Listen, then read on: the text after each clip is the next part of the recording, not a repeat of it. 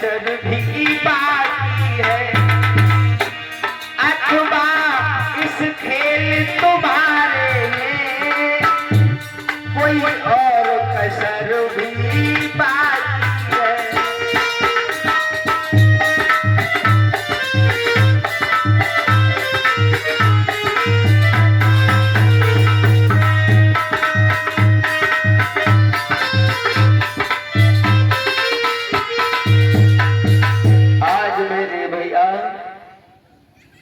इधर अर्जुन ने जब ये दशा देखी, जैसे ही अर्जुन रथ से नीचे उतरे और पांचों पुत्रों के सिर नजर नहीं आए, सिर्फ धड़ ही धड़ पड़े हैं।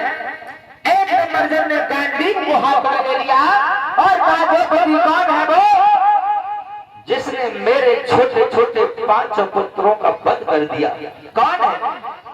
अरे मुझे एक बार बता द्रौपदी, मैं कसम खा के कहता हूँ उसे जिंदा नहीं छोड़ूंगा, ये मैं प्रण करता हूँ। भगवान नहीं पास नहीं खड़े, बोले क्यों? अर्जुन प्रण बहुत जल्दी कर लेते हो। अर्जुन बोले, प्रभु जब तीनों लोगों के नाथ मेरे साथ हैं तो भला मुझे प्रण करने में क्या देर है? आज मेरे भैया अर्जुन अपना गांडीव धनुष लेकर के भगवान कन्हैया और अर्जुन दोनों चले उस अश्वत्थामा को पकड़ने के लिए। लेकिन अश्वत्थामा ने क्या काम किया कि जैसे ही देखा कन्हैया और अर्जुन आ रहे हैं, अग्नि का बाण छोड़ दिया। वो अग्नि का बाण सीधा भगवान कन्हैया अर्जुन की तरफ को आ रहा है। अर्जुन अपना बाण मारते हैं तो वो अग्नि का बाण अर्जुन के बाण को जला देता है। अब अर्जुन घबराने लगे। भगवान कन्हैया कहने लगे, क्यों अर्जुन, तुम तो ये कह रहे थे कि मैं जिंदा नहीं छोड़ूंगा, मैं प्रण करता हूँ। अब ये देखो क्या हो रहा है। आज अर्जुन भगवान के पैरों में गिर पड़े, प्रभु रक्षा करो, रक्षा करो, अन्यथा ये तो मुझे ही मार डालेगा। उसी समय भगवान श्याम सुंदर ने अपना सुदर्शन चक्र निकाला और जैसे ही सुदर्शन चक्र को छोड़ा तब उस अग्नि के बाण को काटा और अश्वत्थामा को पकड़ लिया। अश्वत्थामा को पकड़ के रथ के पीछे बांध लिया, घसीटते हुए जैसे ही द्रौपदी के पास में लेकर के आए हैं। कहा, द्रौपदी अरे देख ले, यही है तेरे बेटों का हत्यारा, जो भी सजा इसे देना चाहती है दे। और जैसे ही द्रौपदी ने देखा ये तो अश्वत्थामा है, गुरु का पुत्र है, ये तो द्रौपदी है। द्रौपदी एकदम कहने लगी, बाजी बा, ये गुरु का पुत्र है और अगर मैंने इसे मरवा दिया तो मुझे बहुत बड़ा पाप लगेगा। मेरे भैया अंत में द्रौपदी ने ये कहा कि कोई बात नहीं, मेरे पुत्र तो चले गए, लेकिन इसको जिंदा छोड़ दो, इसको मत मारो। देखिए द्रौपदी के दिल में कितनी बड़ी दया। अरे जिसने द्रौपदी के 5 पुत्रों को मार डाला और ऐसे दुष्ट पापी के भी लिए द्रौपदी के दिल में दया आ गई,